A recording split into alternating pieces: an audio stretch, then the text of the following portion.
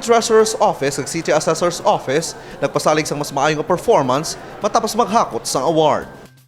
Isa-isa nga gipresentar sang Iloilo City Treasurer's Office kag Iloilo City Assessors Office ang ilang mga awards nga nakuha sa buong tuig sa atubang sa mga lider sang lokal nga punuhan sang syudad sang Iloilo. May collection efficiency rating nga 132% ang Iloilo City Government nga mas mataas sa target nga ginset sang Bureau of Local Government Finance for fiscal year 2021.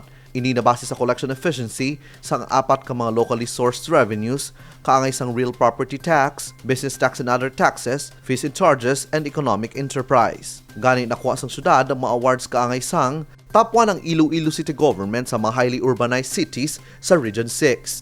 Based on the highest assessed real property units, based on the highest locally sourced revenue, based on the highest locally sourced in real property tax, kag based on the highest increase in taxable assessed value. Kag top 2 out of 16 cities sa Western Visayas with a collection efficiency of 147.09% based on real property tax collection efficiency. Suno kay City Treasurer Ginny Hermano, magluwas sa mga awards, luyag sang iya talatapan nga malampuwasan ang ila performance subong nga tuig.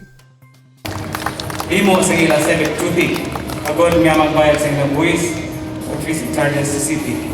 Ngayon ang tamang target next year, hindi para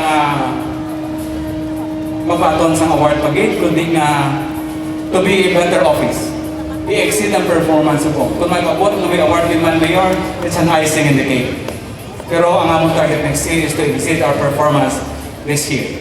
Para naman kay Mayor Jerry Treñas, ang mga awards ang bunga na sang matutong nga pagtrabaho sa mga empleyado sa City Hall. Suno sa alkalde, kung magpadayon ng ining mga performance sa mga opisina, hindi malayo ang amangin mainuswagod gid ang syudad sang Iloilo. Inibangod ang pagserbisyo sang taga Iloilo City Hall ang para gid sa mga Ilonggo hag para sa tagsa ka residente sa syudad sang Iloilo. Kevin Patrick Casipe para sa Level Up Patrol.